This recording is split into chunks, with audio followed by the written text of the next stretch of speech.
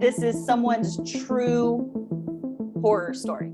I really hate it when people come up to me and they're like, oh, I dated a dirty John. And I'm like, no, you didn't. Dirty John is someone that I had to kill in self-defense.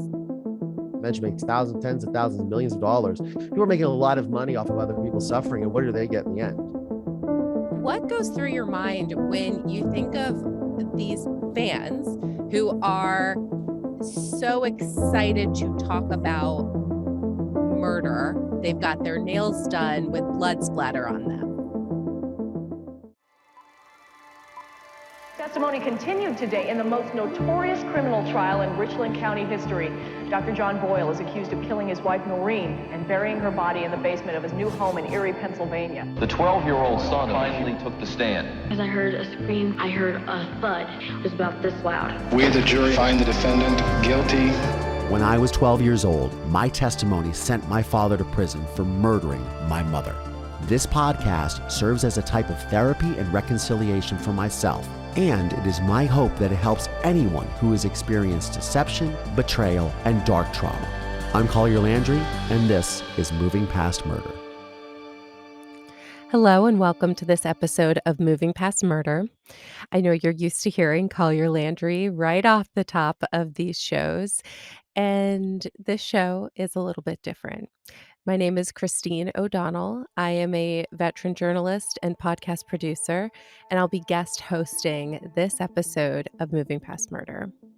This episode was inspired by a Reddit post that was shared in a CrimeCon 2022 Facebook group titled, "My Thoughts on True Crime Podcasts as a Victim." I'm going to read for you some excerpts from that post. But before I do, I want to share a disclaimer that this episode will discuss sexual abuse and rape and may be difficult for some listeners. This is an episode that is not for little ears, and we will be adding resources in the show notes. So the post starts off with the following. Quote, "I was abducted and raped in 2012. My name wasn't released since I was a child, but that doesn't mean that people don't know about my experience. My story has been in at least 4 podcasts without my permission," she says. "One of the worst things is when people request my story to podcasts as their, quote, favorite story, or something fun to listen to while working out, or this super crazy story." She continues to say, "My brave story isn't your 20 minutes of fun. It was my 12 days of terror." She says, "I do not want to be your next true crime obsession or your new favorite story." "We victims," she says, "are often pushed to the side for the glorification of our abusers, and it feels like I'm re-victimized every time." So I read this article, this post, Collier read this, and we wanted to do this podcast coming up on CrimeCon, which is a true crime convention happening in Las Vegas as this episode is being released, actually. So we are doing this episode on trauma-informed true crime. So if you are a true crime fan, if you are somebody who gets excited by true crime, loves true crime, has ever wanted to approach a victim and ask them about their story, we talk about how to do that in this episode. So in this episode of Moving Past Murder, you will hear from true crime survivors about the pros and cons of being the subject of the content true crime fans love. You'll hear from Kara Robinson Chamberlain. She is the subject of the Oxygen documentary, Escaping Captivity, the Kara Robinson Story. You'll hear from Tara Newell, one of the main players in the podcast and TV series Dirty John. And last but not least, you will hear from your regular host of Moving Past Murder, Collier Landry, who is the subject of a murder in Mansfield. Before we continue, I do want to share that I have a 4-year-old son, and he was home with the flu during this recording. And it was a live recording, and there were a number of times where he just came in and started pulling on cords. So you may notice some audio issues or camera issues if you're watching this on YouTube. And I just want to let you know that is likely the cause. And I do want to share my apologies, not only to the audience, but also to these wonderful guests. Without further ado, here is more from your regular host, Collier Landry. What's up, everybody? I'm Collier Landry. Welcome to this live episode of Moving Past Murder before CrimeCon.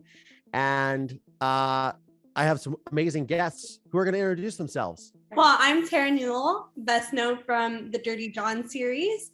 And I have been on Collier's podcast before. So I hope you guys have tuned into that episode.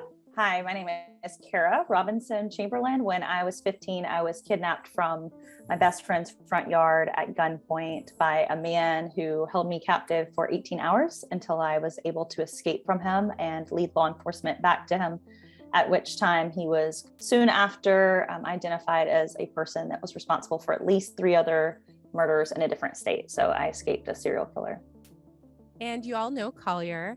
And hi, everyone. I'm Christine O'Donnell. I am honored to be guest hosting this special episode of Moving Past Murder. Thank you so much for having me, Collier. What would you want fans to know when they show up to this convention? We'll start with you, Collier. Well, I think for me, I guess all of us were pretty much children when all this stuff happened. I mean, I'm probably the youngest, and then I would say Kira, and then obviously Tara. So it's an interesting perspective to have for this. But I think for me, I've been dealing with my trauma probably the longest, right? And so for me, it's so second nature. I'm 44, so it's been 32 years that I've been dealing with this. So for me, it's just kind of old hat. I think for people where it's much fresher in their minds, I think like somebody like Tara, who this happened, 5 years ago, 6 years ago, 7 years ago, something? 6 years ago in August. Exactly. So it's like, it's very new for you still. And it's, I think that the way that there's such a fandom with this, and this is something that I did not realize when I made A Murder in Mansfield. And when I went to like regular film festivals, people would talk to me, but I was at a film festival. Now, this is something where I'm going to a crime convention where people are into true crime. And Kira, you were just sharing with me the photographs of like people's nails and outfits and things of that nature. There's just this obsession that with true crime that I really have a hard time understanding. Like, and a lot of people think it's a Schadenfreude of the situation, but also people think that it could be just, or Schadenfreude, or just a general obsession of like being prepared. Or what if this happened to me? What would I do? It's a lot to think about. It's a lot to live in. It's to live in it as yourself, but to make that conscious choice that you want to live in that world is very interesting to me, to say the least. Yeah. We're both like, yeah. Exactly. Yeah. I think for a lot of people who may not have experienced a significant trauma, for them it is almost like exposure therapy, where they can listen to all of these things and try to figure out if they might be able to identify a serial killer, right? If they may be able to predict themselves from becoming a victim, right? Or I feel like that feels to me like a lot of the consumer base of true crime is people that are either trying to understand why perpetrators do the bad things that they do, or they're trying to prevent themselves from becoming victims. And that feels like what I've seen and what I've experienced. But it's very interesting to me because I don't consume it. I've been having these conversations around how to produce and consume trauma-informed true crime content. And I regularly get people who ask me, well, what are some podcasts that you do recommend? I'm like, I don't listen to any of them. I don't consume it because I've lived it, right? Like, do you guys consume any of that kind of content? Been there, done that. No. Only your guys' stuff. Like when I see someone's story, you know, like I went and watched Collier's documentary and I watched Kara's documentary, and that because I met you guys, and then I was like, I want to know their story, and I don't want them to have to go through it all and like tell me. Yeah. You know? Yeah. Same. Yeah. Same. It's so Tara or Christine. So Christine, you want Tara to sort of give her, because you're by the now, Cara, have you been to CrimeCon yourself? I haven't. I'm going this year. I have a lot of friends who have been, so I've heard all the things. So we're noobs. So we need to connect for sure, and we can have a moment where we can both just breathe and not talk about that. Yeah. And not live a bubble.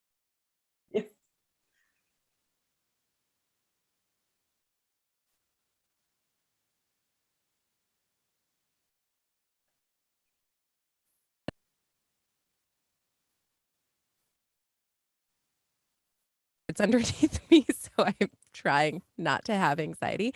Collier, of course, your documentary is A Murder in Mansfield. Tara, you have been featured in Dirty John the podcast, Dirty John, or I guess I can't say featured, but your story has been featured in Dirty John the podcast and Dirty John the TV show. And so as two newbies that are sitting here, Tara, what would you say to us going into CrimeCon? Because you just went 2019, I believe, and you spoke, correct? Yeah, so I was a speaker there. That room was crazy. I think there was like 800 people in there, and it was intense. But here's the thing about CrimeCon. I love the people that throw it on because they want to put on something and teach people about the education and whatnot.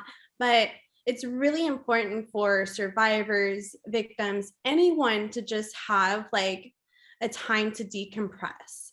And that was something that I didn't get when I was a speaker. We literally went from speaking at this thing to a luncheon to a meet and greet. And there was nowhere in between where I was able to just be like, okay, I'm processing what's going on, because, you know, I'm there to talk about my own trauma. And so you have to process things after you're done talking about it, but instead you're being bombarded by people, and I love them, but I went to Paley Fest, and it was funny because I went to Walking Dead panel, and they were like, don't run up because you're going to be like zombies to them. And it kind of, for me, it kind of was like zombies, just like crowding you. And for me, I have to like give myself a minute to calm down my system and tell myself like these people are safe. And so, you know, I was really appreciative of everyone that I met, but just, you know, if you see someone sitting down and they're eating, you know, maybe wait till they're done eating. Yeah, I will say that brings an important point that I would kind of piggyback off of what you said, because I do a lot of public speaking and keynote speaking, and something I've only necessarily recognized within myself once I started making friends with other public survivors is that like compassion fatigue, that vulnerability fatigue, that afterwards, I mean, you kind of, whenever your body starts to slow down, it feels a little bit like you've been hit by a truck. Because even though you may be healed from your right? You may be healed from your trauma, or you may be coping well with your trauma. Your body still recognizes that physiologically, even though your brain may not be checking into it. Your body, when you talk about it, still feels that trauma. So for anyone who is at CrimeCon, and maybe, you know, just have that in mind whenever you're going to these meet and greets, that these people have just very viscerally relive one of the worst moments, probably the worst moment of their life, and that their body is very much coping with that in a very real way. Yeah, I mean, I can feel it. You know, I was just interviewing somebody before this about his name is Dr. Angel Iskovich, and he wrote a book called The Art of Routine. And I was discussing one of the reasons why I want to talk to him is I had this, you know, I feel that routine is a very integral part of trauma recovery or trauma survival. And when I get thrown out of my routine, which I currently am, just because I've been traveling, shooting, working a lot, and kind of back in that flow, and then I get thrown off like my exercise regimen or my just that sort of self-care moments, that just natural sort of breath that you can take, right? Yeah. And I think that people need to recognize that, like, yes, we understand that you are interested in what we have to say, and that you are genuinely empathetic to what we've gone through. You're not like, oh boy, you know, but still, like, just slow your roll, dude. Yeah. Slow your roll a little bit, and just, you know, let me finish my salad, or you know what I mean? Yeah. I think that but I also think that is, you know, even, it's interesting because, and I'm very curious to see what people's reactions will be, especially you and I are going to be newbies to this, right? And I'm just going as a guest. I'm not going as a speaker or anything. But I'm wondering, like, you know, when you go to first of all, I guess my thing is, how many people are going to be there? That's in the back of my head. The second thing is like, if you saw celebrities, for example, the Walking Dead panel at Paley Fest, which is a great festival, would you bum rush Norman Reedus and be like, oh my God, no, you wouldn't. Or his bodyguard would jump in the way and be like, slow your roll, dude, there's a line, you can talk to them, be respectful. And I think that because of the lines are so blurred with that in true crime, I feel, this is just my guesstimation, if you will, that those boundaries are blurred. And so they just are very much in, oh my God, I can't believe you went through this. And it's like, yeah, I did. Just back off a little bit. Yeah.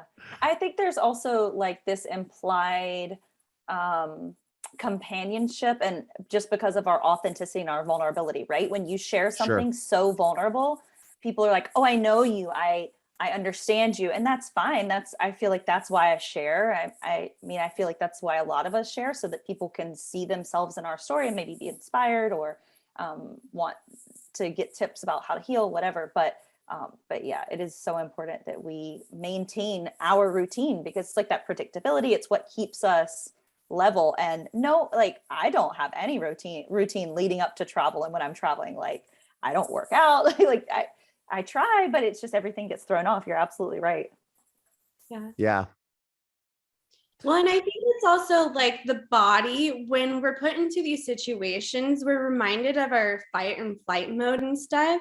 And we're like, when we're eating and stuff and you're in fight or flight mode and these people come up, your body actually can't digest the food. Your body has to stop the digestive system and like go to being high alert. So it's like the body like won't allow yourself to rest when these people are around also, unfortunately. That's an interesting point. Yeah. There's all these physiological processes that basically anything other than survival, your body diverts energy away from those things. So like digestion is definitely one of those things, but there's a lot of other things that come with it. So also an important thing to keep in mind. That we are dealing absolutely with. And so, Tara, how many people could we expect? Because you just said in a room of 800 people, and I'm like, because I keep trying to think, is there going to be like 2,000, 3,000? You know, CrimeCon, you know, is like hundreds of thousands of people. When I was there 10 years ago, it was like 157,000 people. I was there as working, and I was like, it was packed. I mean, it was, you couldn't move. It was insane. Well, so I don't. Yeah. Well, it's different now because of like COVID, but Sure. So I went to CrimeCon this like 6 months ago, whenever the last one was. So I have like that experience. So how many do you think are at CrimeCon? How many people do you think are at CrimeCon? How many attendees do they have, you think? Oh my gosh. Thousands. Yeah. I just remember going down the escalator, and it was just like jam-packed everywhere. Oh wow. Okay, so a lot of people. Cool. Yeah, well, I think a friend said that I think their most recent estimate was like 5,000 people, I think. Wow. And then that doesn't count like people like us who are guests or speakers and vendors and podcasters. So A lot. Wow. And what goes through your mind when you think of these fans who are so excited to talk about murder and other crazy, intense, triggering things, so much so that they've got their nails done with blood splatter on them? A lot. That's a lot to process. Yeah. I will say I was talking about this in my Instagram stories a few days ago, and I actually got a message from someone. I got a lot of great messages and great responses, because basically what I was saying is I talk about these things because I'm strong enough to handle things. It doesn't trigger me, see it, and I think, oh, maybe not in the best taste, but it doesn't trigger me. But I talk about it for people who may be 6 months out from their trauma and sharing, or, you know, maybe triggered by those things. And so while I did get a lot of positive response, I also got a response from someone who said, well, how is this any different than like the horror genre? Because it attracts the same type of people, kind of, right? Like, and I said, okay, I see that, Sure. and I will raise it, but horror is fiction. That's right. This is element of fantasy. It's complete fantasy and fiction. You're out of your mind. Oh my goodness. Like, but That's this is delusional. someone's true horror story. Like, this is something that happened. I think very often people can get caught up in listening to these stories, so like almost like they get desensitized because they listen to so much of it, and they forget that they're at the core of these stories are actual humans who went through something horrific. And on that note, are there things that people should not say when they see you? I'll go with this one. So I really hate it when people come up to me and they're like, oh, I dated a dirty John. And I'm like, no, you didn't. You may have been like someone that was a womanizer, but Dirty John is someone that I had to kill in self-defense. So please, like, and I know that that's a huge thing, is to say, oh, I've been with a Dirty John. And for me, it's so different because, I mean, I've been in terrible situations where I dated guys, but I don't call them Dirty Johns. I call them by their name. I call an abuser by their name, and that's what people should do. That's a good point. Yeah. Thank you. Yeah. I feel like I could picture like merchandise with that slogan on it though, Tara, which like makes me feel so uncomfortable. Well, I mean, but that should be my right to discuss with like his victims, you know, and there's like his ex-wife and my mom that I'd be like, you know, how would this make you feel? And if they were okay with that, that's a different story. But people have to realize that we went through the trauma, and it's our personal trauma, and it's so much bigger than the story that they're just reading or watching on the news or TV. Yeah. It's almost like, you know, and this is, I think we're going to probably lead us into another discussion, but sort of the thing that I think about is the commerce of it all. Like, I look at the tickets and I go, okay, that VIP experience ticket is like $1,700 to go to extra like 3 seminars. You know, the minimum ticket is like $300 or $400, right? All the money that flows in for food, it's a lot of money that this thing makes. And they don't pay the speakers or anything like that, as far as I know. And I think that, yeah, the commerce is what always disturbs me. And just like Christine just said, you know, you almost see as a merchandise thing, like, oh, I was with a Dirty John could be a T-shirt that somebody would have on, you know, and you see that and you'd be like, really, bro? Like, are you serious? Yeah. I wanted to make a shirt, and I have every right to wear it, but I wanted to say my father murdered my mother, and all I got was his fucking T-shirt, which is true. But which is like the dark humor side of it, right? Which is the dark humor, because I have a dark sense of humor. I'm a sort of a, you know, I'm kind of like that, you know, but you know, I'm sardonic. So was my mother, by the way. So my mother would probably think it was funny, you know, God rest her soul. But the thing is that when I initially said that to some people, they were like, how dare you? Do you understand how upsetting that is? And I was like, do you understand how upsetting it is that it's the truth that I would wear a t-shirt that would say the truth. Do you get how upsetting that is for me, that I have every right to wear them? They're like, oh yeah, I didn't think about that. I just thought about, oh, that's something. And I was like, well, yeah. I was like, that's the point. The point of wearing the t-shirt is to say something that is so shocking that you you like, look at it. It's like a visual like, shaking someone, right? Yeah. How dare you? How dare you have that t-shirt? I was like, I have a right to this t-shirt because it happened to me. Right. And my point was, even in a greater sense, was like, you know, you think about like, all I got was a fucking t-shirt. Like, okay, like there are people whose stories are exploited, that companies make thousands upon thousands of dollars. A convention makes thousands, tens of thousands, millions of dollars. People are making a lot of money off of other people's suffering. And what do they get in the end? What do they really get? They get some exposure. They get a sense of thing. I mean, even think about like, and this is not me kvetching, because I did my documentary because it was my natural process of dealing with what I did with. It was my idea. You know, I approached all the people involved and said, this is what I want to do. But I made the least amount of money of anyone. And it wasn't about money. It was about telling the story and connecting with people and putting that to bed, that chapter for me. It's why I moved to Los Angeles. It's why I became a filmmaker. But it's interesting when you think about like when these things, I mean, I'm sure that has made investigation discovery a lot of money. Yes, they put the money up for it, they paid for it, all of that. But it's interesting to think about the commerce of all of this. And this, it calls that into question. Like you just said, the horror genre, for example, that is something that is, generates, horror movies will always make money. And you think about, oh, well, what is it? It's different. Well, this is different because this actually happened. And almost you think about like, if these stories are made and if somebody has a horror film that is based on their real life, like if you put true crime into a horror context, right? If you were making a film or a thing, would people get paid differently, or would people get compensated for those stories differently? Obviously, a writer of a horror film is going to get paid a WGA rate or whatever their agent negotiates for them. When we write our own stories by living our lives, do we get out of it? It's just, it's interesting to think about, but I talk too much, so I'm going to let you ladies speak more.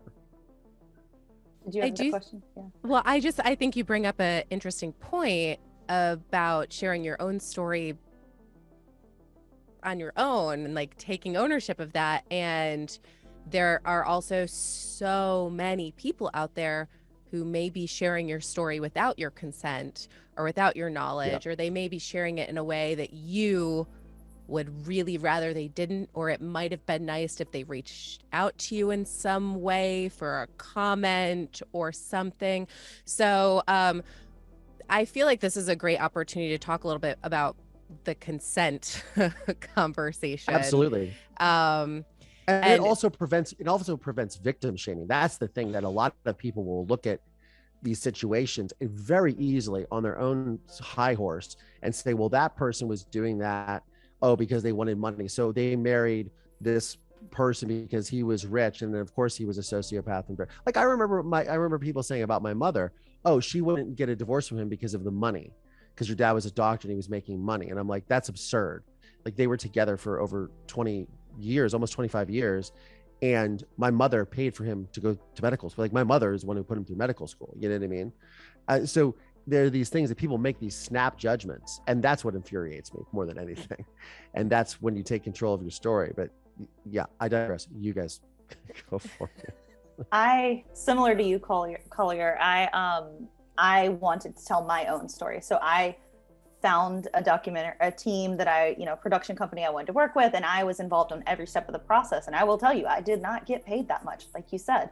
And I did that because I wanted my story to be told in a way that felt genuine to my experience and in a way that I would be proud of, because it was my experience every time I had told my story in other means. So whether it was, like an interview for a television show or whatever, there was always this moment where the executive producer, whoever was interviewing me, would say, okay, now can you tell me about this? And can you inject a little more emotion when you talk about this? And, they wanted to kind of sensationalize it and make it more easily sold, I guess.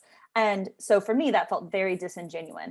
And so that's why I wanted to tell my story. So So, and I also wanted to have something that I could point people back to when they say, oh, Kara, who is she? I could say, okay, well, here's my documentary. Please go watch it, get an idea of what happened. And so that was my first step into going into, doing more public speaking, more advocacy work, things like that. But yeah, there's been a lot of people who have shared my story. And for me, again, it's not triggering for me, but when you have podcasts that are for-profit podcasts that are telling my story, that's problematic. I mean, and it is not about the money for me. Like, it genuinely is not. But at the end of the day, I'm going to call a spade a spade. If you are telling my story, which is my victimization, and you are getting paid for telling my story, that is exploitation, and that is a problem. That's all There's there a problem. is to it. And I started thinking about this after I interviewed Tara, because I know how successful, like, now Dirty John is a franchise, if you will. Netflix, I believe, owns the property. And you think about that. And then she was saying, our story became public, and her and her mother's agenda with doing the podcast was for awareness. My agenda for making the documentary was awareness. You're telling your story, Kara, same thing, to awareness and to let people, and also to share the side of the fact that you can come through these extraordinary circumstances, these insurmountable odds, and come out the other side okay. And that's what is inspiring to people. But for other people, it's like, I start looking at, like, there's a Patreon account that is most successful, and there's a true crime related Patreon account. They make $1 million a month. And I'm thinking, when they talk about these stories, do they take like 10% of their profits, like you would tithe to a church, and put it in a kitty? So $1.2 million a year goes into a kitty, and then all the stories of the people they talk to, they reach out to them and say, we'd either like to give you this money, or we would like to give this to a charity or support your foundation. Do you have a nonprofit? We would like to contribute to your nonprofit because you have contributed to our profit, our for-profit. You know what I mean? And I think that there's things, it's the same reason why for years I refused to watch college sports, because I refused to watch the NCAA and companies like Starter, Nike, profit off these kids with this misguided representation that a college degree somehow buys you a job and a life and a career that you want, because that's complete bullshit. So it's the same sort of thing. That's why, and so you can see how upset I'm getting, because that's probably my biggest trigger, is the exploitation factor of all of it. And even though, like, I look at myself on the witness stand at 12 years old in 1990, testifying against my father on television, in the paper, this, that, and the other. The television station wasn't anything until this trial happened, until they have a kid on the witness stand, which doesn't happen anymore. Not that I'm angry about it or anything, but I think about, like, you couldn't exploit a child that way. And thank God you can't do that anymore. And I didn't care. I was going to tell the story. I'm happy I did it. I wanted that information out there, but it's interesting. It just poses these interesting questions, but I'm going to let Tara speak, because I got to cool off. I'm like, where do I start? Right?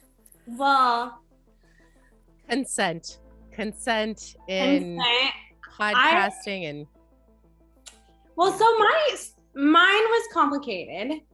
I was so fortunate to come from a wealthier family, and my sister had a lawyer on everything. So any story that came out about me at first, cease and desist. And then it was kind of funny, because we got contacted by the LA Times and stuff, and because we did that story, our story became public information, and so they were able to use that and sell our story rights. And it kind of sucked, because before the LA Times was going bankruptcy, and then they put out this podcast, and then it puts them back on the map. And now the podcast has 74 million listens. And it just really sucked, because when they sold the story, I was like, well, I'm going to take my story and go sell it. And they were like, well, you could do that, but we already sold it to a network and it's getting made and everything. So you could do that, and I could do a different story, but Bravo, that infuriates me for you. Yeah. Yeah. Can I ask who you had that conversation with? So Atlas Entertainment produced it. And they also got me there because I'm a huge like DC fan and I read comic books. I'm a huge like Harley Quinn fan. And I feel like I relate to Harley Quinn because I'm just like doing things and then somehow I'm okay. But like they were the producers of Suicide Squad. And so I was so excited. I love Margot Robbie. I love all those actors. And so I was like fangirling over the producers that were taking it in. But I talked to my friend Jason at Silver State Production in Vegas. And then he told me, basically, you could go get an agent, but since it's already in production, you're kind of screwed. So I'll be honest with the amount that I got. I got $100,000 for selling my story rights, which the actor that played me didn't. She made well more than that. The show made well more than that. Any actor on the show made around that, or it depends on what part they got, but if they're like a main actor on the show, they're making well beyond that amount. If you're just like a daytime part, that's different, but still a good amount of money. So I went into it just kind of being coerced into the situation in a sense, and having to say yes to this opportunity. And I'm very thankful that they showed my story the way that they shown it, and that they included me in my attack and everything. But it should be my story to go shop and sell, and then I should be not having to worry financially, how am I going to pay for therapy? How am I going to pay for this?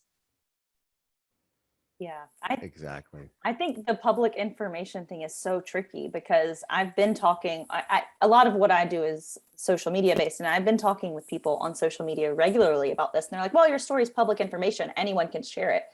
And I liken that to, okay, well, that's sort of the same thing as saying, that girl was wearing a short skirt, so she was asking for it, right? I'm like, do you not see how those are the same things? Like, just consent one time doesn't equal consent always also, right? So it's like, just because it's out there doesn't mean that it's for you to consume or use, right? Like, and people just don't seem to get it. Oh, it's public information, anyone can use it. It's not. Or they're bound, or there's these blurred lines, like you just said. Oh, right. She was wearing a short skirt. She was asking for it, so that when she was climbing up in the tree, the paparazzi took a picture of her and she was wearing no panties. Right. You know what I mean? Like, they would, if they did that to someone, they would, a lawyer would be, it would be Mark Garagos in a fist fight with other lawyers trying to get that case to just rake the LA Times over the coals. So why is that any different than exploiting someone who's gone through this traumatic experience, especially like Tara, who had to do something that was so out of character for her to save her own life? You know what I mean? And it's like, why is that okay? But that's not okay. You know what I mean? Because it's the actress that even Julia Garner is climbing the tree, and that's what happened. You know what I mean?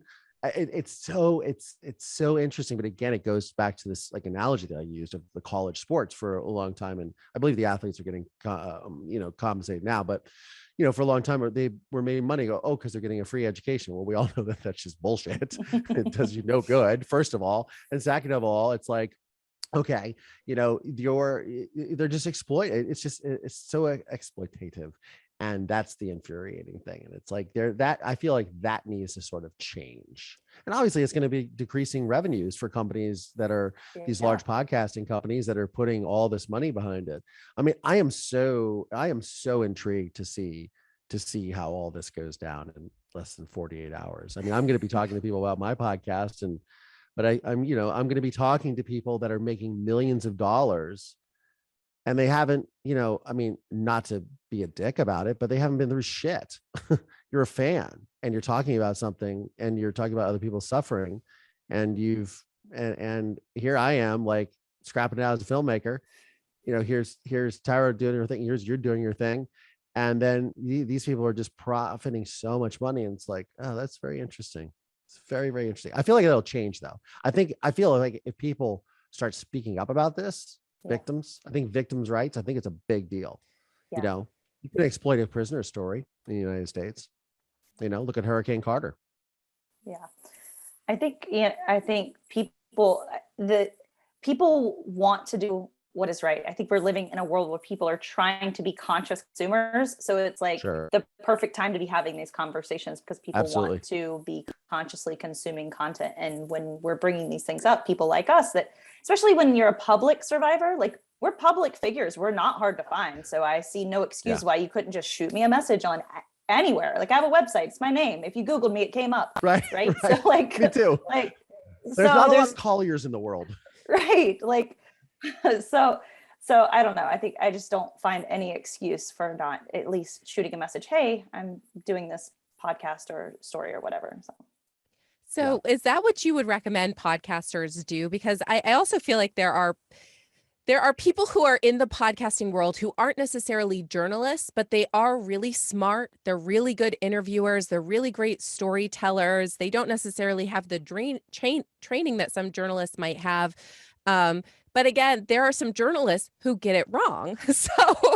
Of course. So how would you recommend people approach you or approach sharing a story that might be about you?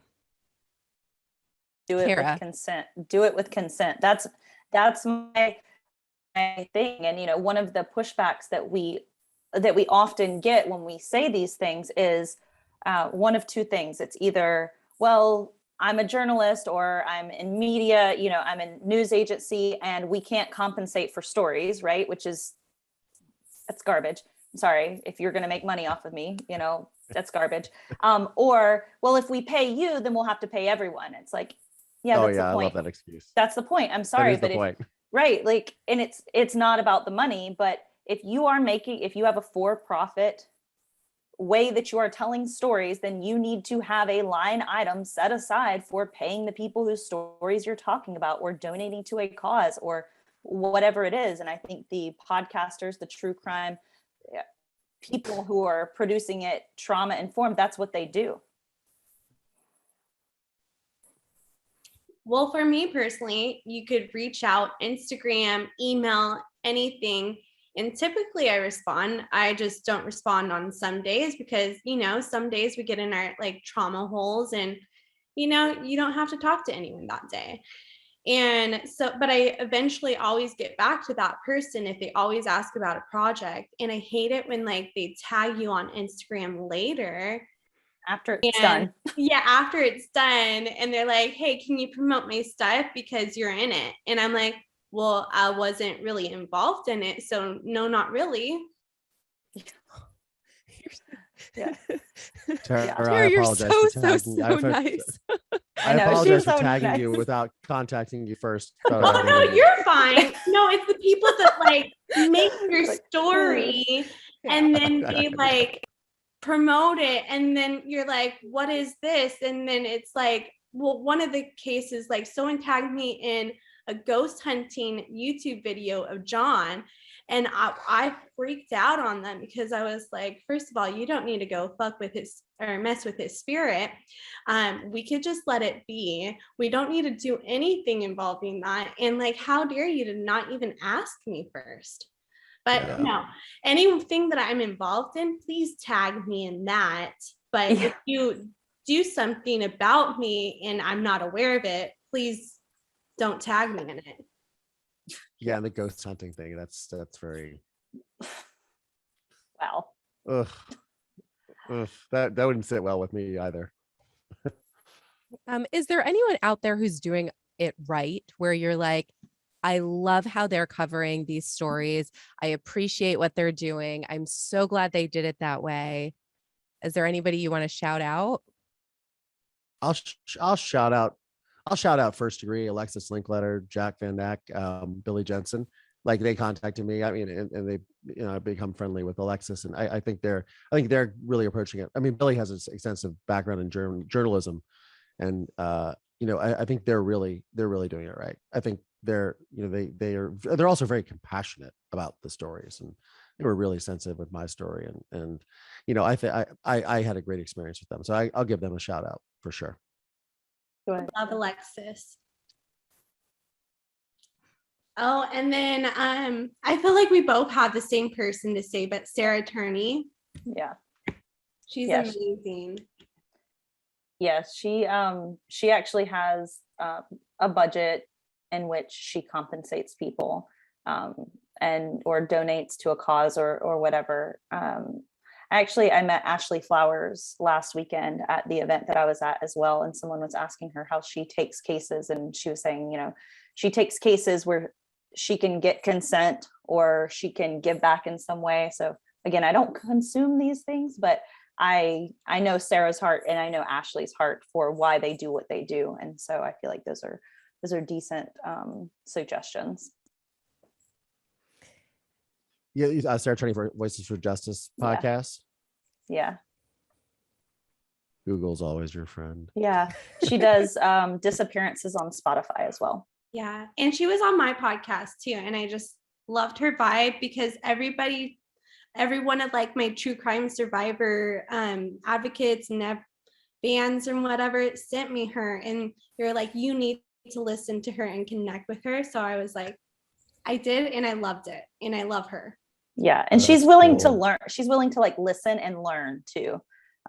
So if she makes a mistake, like she owns up to it. So I'll also give a shout out to Chris Hansen, who was just on my program. You know, I've been a fan of Chris's work. You know, he's won 10 Emmys with To Catch a Predator, just because it's raised such awareness. It's how I became, you know, 15 years ago when I saw reruns on YouTube, and I was like, wow, this guy's doing some really interesting stuff with really calling out this exploitation of children. And you know, he delves deeper into it now with like the world of TikTok and video games and things of that nature. So a shout out to him as well. But he's a, you know, very seasoned journalist, obviously years with Dateline, you know, 30-40 years he's doing this, but he's great too. So Predators I Caught is his podcast. There is something about just I find myself thinking about just my experience working in news, and you know, listening to the scanners, hearing this awful thing happening, going in the middle of the night, wherever it is, camera rolling, and probably in likely dangerous situations a lot of the time, to just record the trauma and then get it on the news the next day and have the exclusive and have this, and or like get the exclusive interview here or there.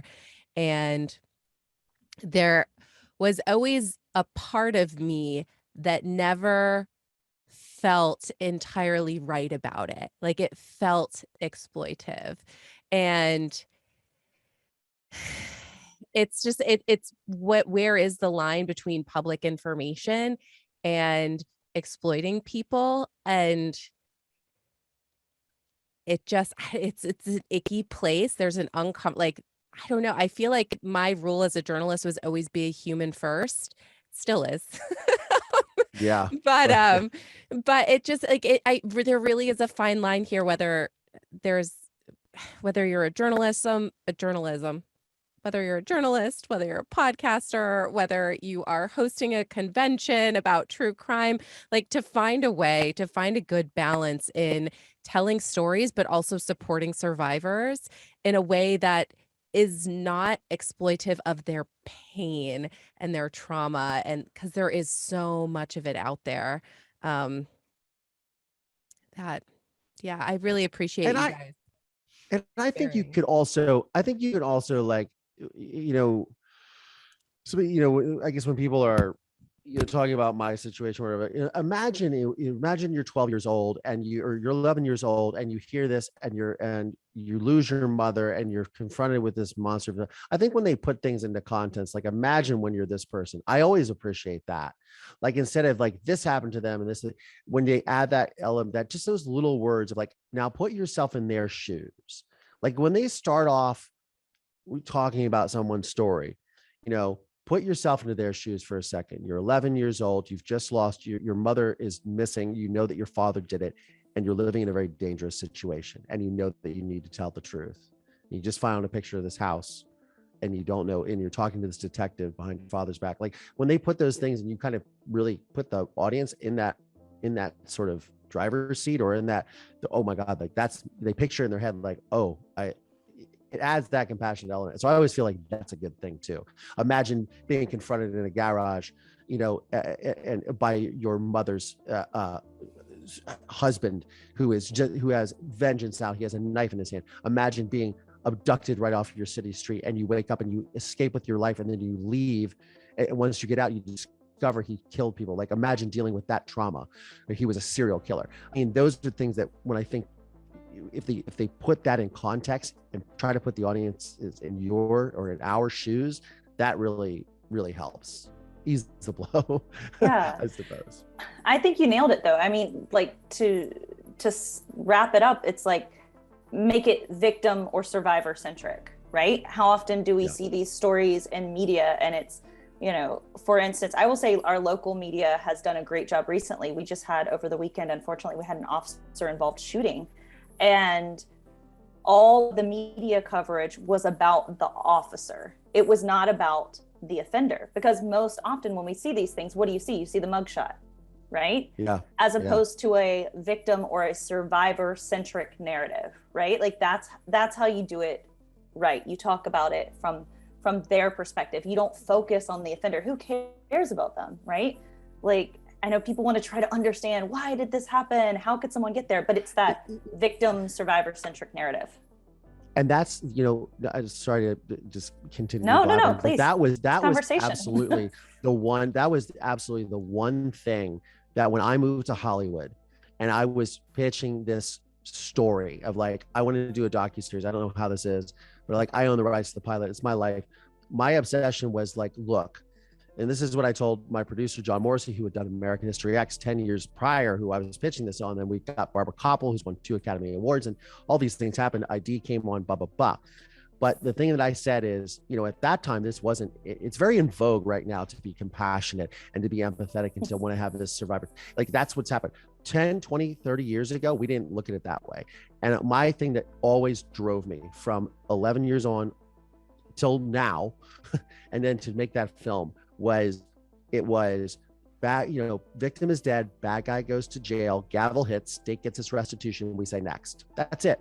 That's judge and jury, boom, done. And we never look at the ramifications, the consequences of violence, the ramifications on secondary victims, ancillary victims, non-combat PTSD, the communities that are involved in these things. And it's nice to hear what you just said, where the focus was not solely on the perpetrator, but it was on the person who was perpetrated, on the victim, their families, what was left behind, what were they doing with their lives, and that's something that I have to salute.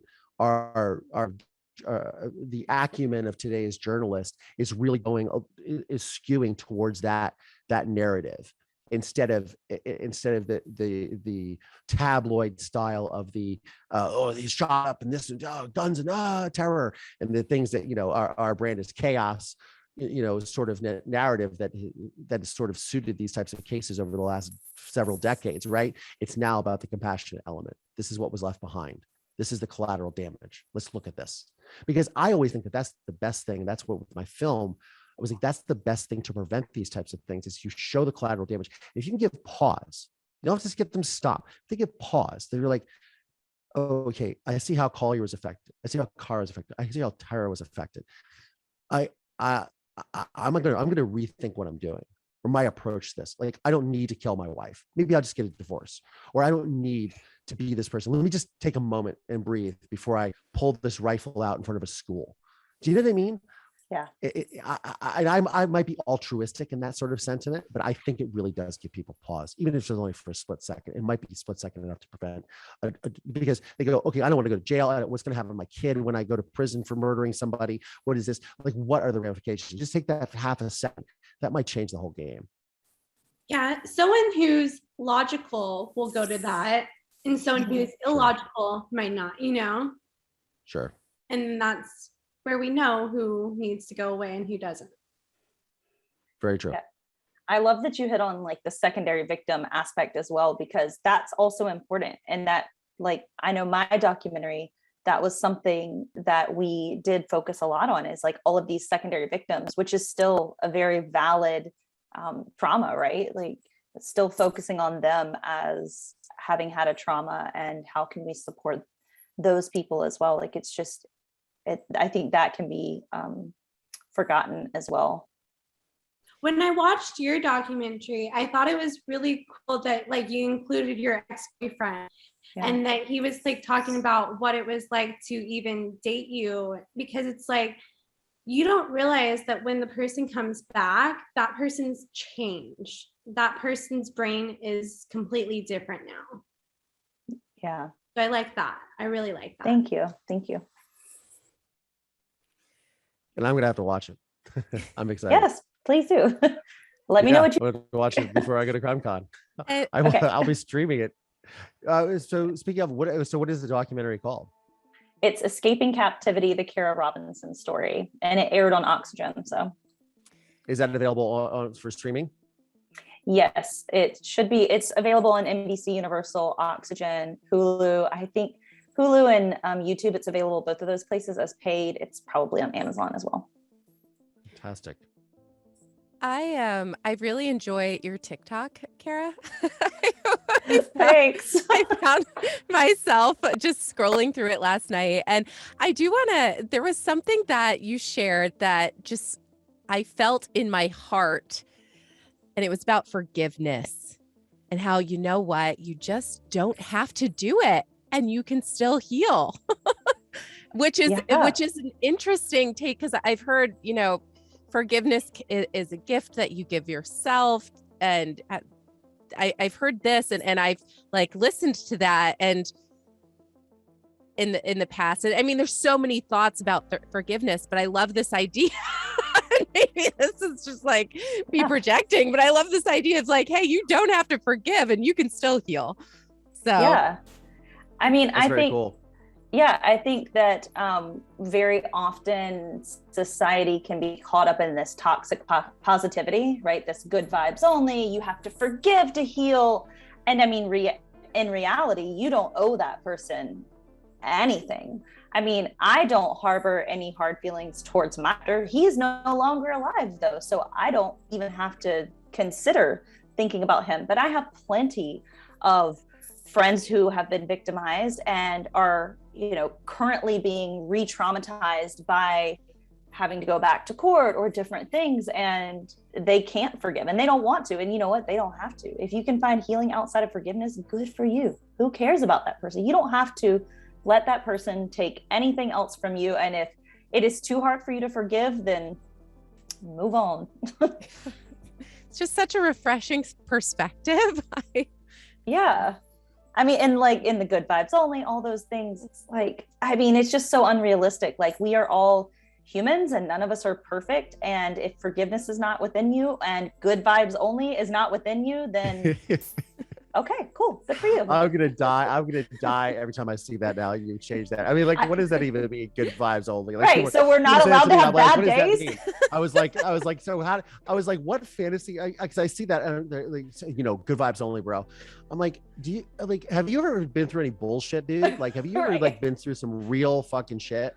Right. Sorry, I curse on my program a lot. No, it's okay. I'm just like, I mean, are you core? Like, do you really understand like what you're throwing out there? Like, yeah, I know it was super easy to be raised in your middle class household and have your supportive parents and family and a normal upbringing that doesn't, like, I don't understand that. So don't sit here and say, good vibes only, bro. I can't deal with anything else. Because like sometimes you get thrown into the fire and you got no choice.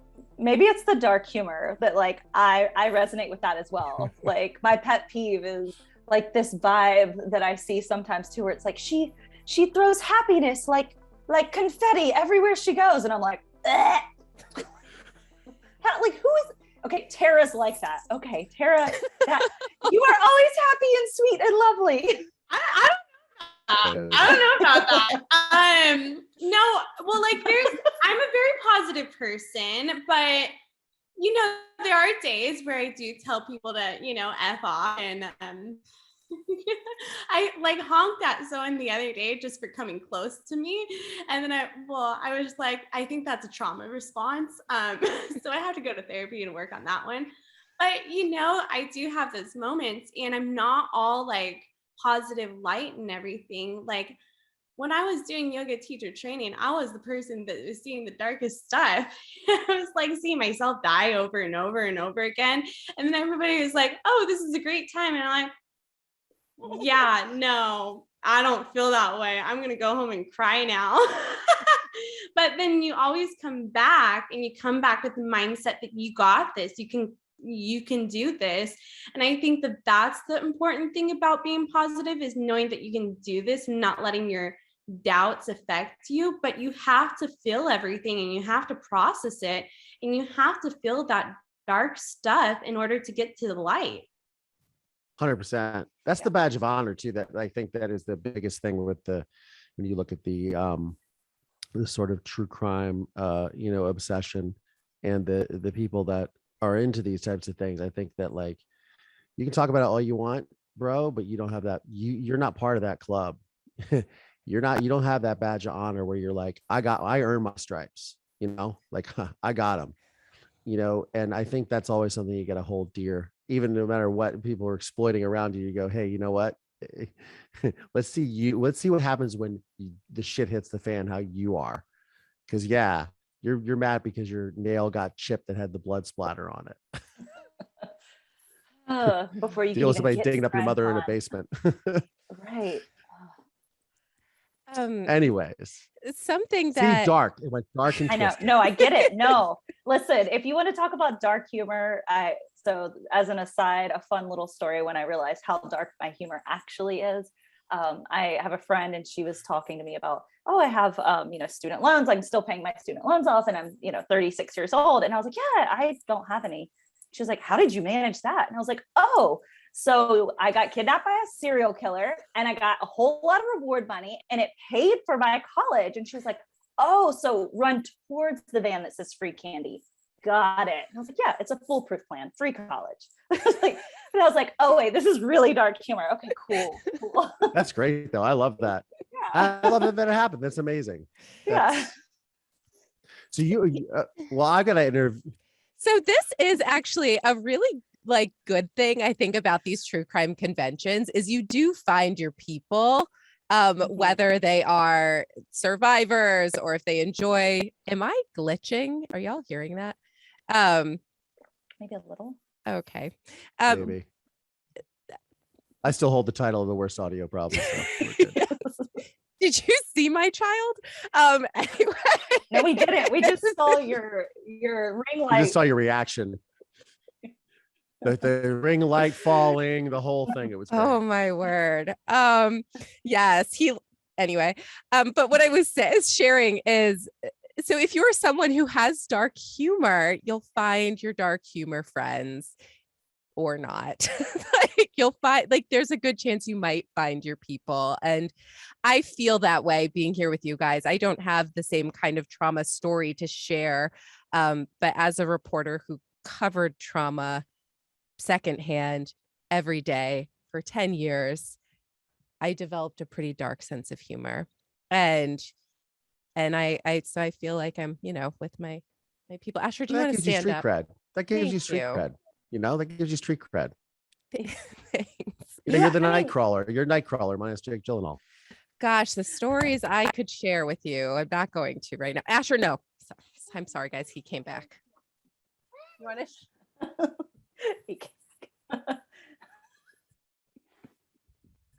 He's little head. He's like, he's a Spider-Man right underneath me. I love it.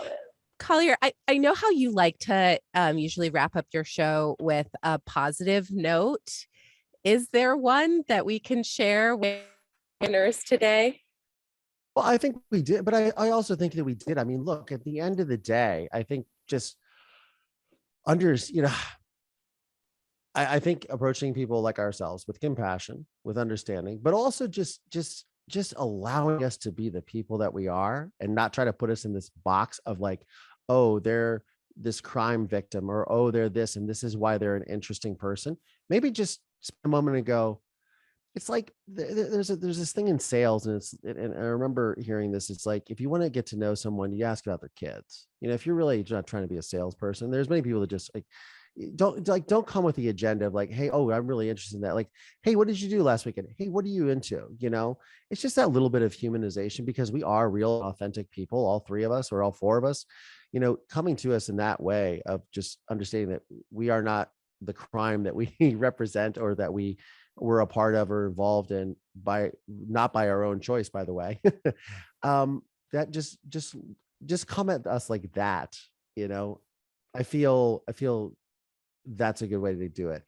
But I mean, look, all of us are here. We're all functioning adults, which should be a testament to, my story, Kara's story, Tara's story, is that you can make it through these really extraordinary circumstances and come out the other side fairly unscathed, maybe a little sardonic and jaded, but hey, you'll be all right. Yeah. I struggled. I was like, did we just sit here and complain for an hour? And I was like, no, we said a lot of good things too. But, we said a lot of good things.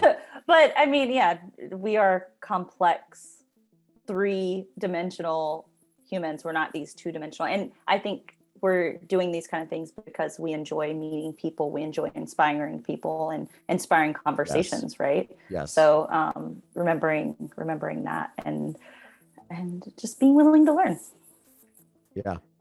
Well, and I want to say, without the people that are obsessed with true crime and stuff, our stories wouldn't be out there, and there wouldn't be this awareness for people to know about and to get out of this toxic relationship, in my case, or to be aware of how not to be kidnapped, or just to be, with your case, that was so complicated, but like just to look at it and find little things that like help other people, and I think with you and I, it helped us being fighters and getting into that fight or flight mode, and that helped save our lives so much, and just teaching people that, hey, you have to get to this reaction to save yourself sometimes. Yeah, and then it's within all of us, right? Like it's not something that we necessarily chose. Like your body automatically responds in a way that will help you survive. Yeah, they say people, people that have been through these, faced seemingly insurmountable odds and gone through these extraordinary circumstances, oftentimes have a fire that burns inside that is almost impossible to extinguish. Mm-hmm. And I think that's all three of us. That's kind of cool. Yeah. Well, on that note, what do you think, Christine O'Donnell? Well, it's been nice chatting with you guys. Thank you for bearing with me. I did want to shout out, we have some people in the comments section. Asher, I need you to stop right now, honey. No, it's not doing itself. It's not doing it by itself. And we have Tina Preston, who's sharing a lot of really wonderful comments. She said, this is definitely an interesting and eye-opening conversation. Makes you think about the people who have gone through trauma more, for sure. Yeah. Faith writes, I think humor is a form of coping too. And Yuri says, hey, two faces I know. I love her. So I just wanted to take a minute just to thank the people who were listening. And yeah, thank you guys all for coming together and being a part of this so last minute. I think this was a really great conversation. This is fantastic. And then maybe, hopefully, this will be saved on the channel.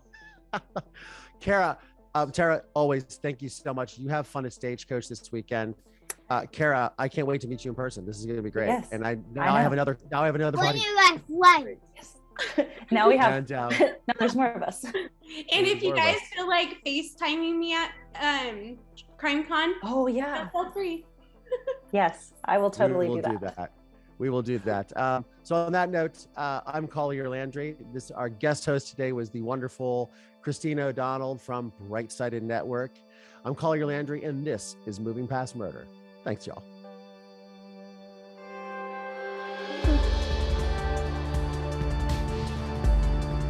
This podcast is made possible by support from listeners just like you. Please subscribe via Apple Podcasts, Spotify, Audible. Find us on YouTube, youtube.com/Collier Landry. The film A Murder in Mansfield is available on Investigation Discovery, Discovery Plus, and Amazon Prime Video.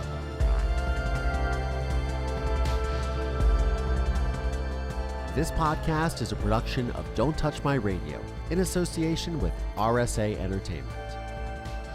please visit mpmpodcast.com to show your support today.